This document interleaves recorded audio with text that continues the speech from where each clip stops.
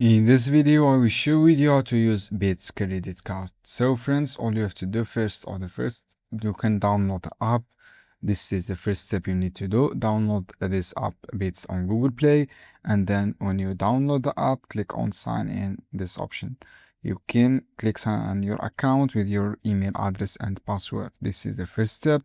After that, friends, when you sign up your account, you can use your credit card through StoreWorks, and you can provide your digital store cards, and you can pay your balance on monthly basis, and you can report the credit references, and you can take continuous payment authority from which you can cancel or change anytime. So guys, this is the first of the first. This is the dashboard. You can see here, this is the dashboard. You have a card. This is globally card, guys. This is your details for your card, and this is available credit.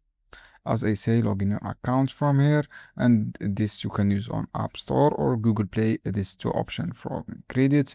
You have a low and good reviews here. So guys, you just download the app and apply for credit card from here. This section, you will activate your card from here, and this is the balance. After that, guys, you can use this card through Amazon or shopping a global store through Amazon. For example, guys, you want to purchase this item, just click this item here, and then click add to cart in this section. From add to cart, you have to go to the cart section, and then from the cart section, guys, click on proceed checkout, and click you should be verify your account here, and then enter your all details, your address, and complete your purchase, and you can use your card, guys, successfully here.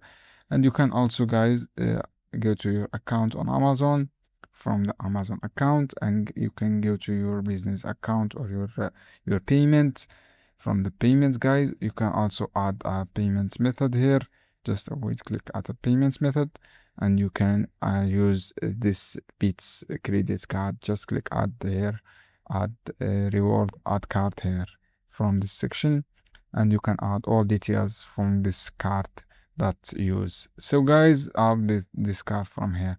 Thanks for watching this video, guys, and this guide helpful for you.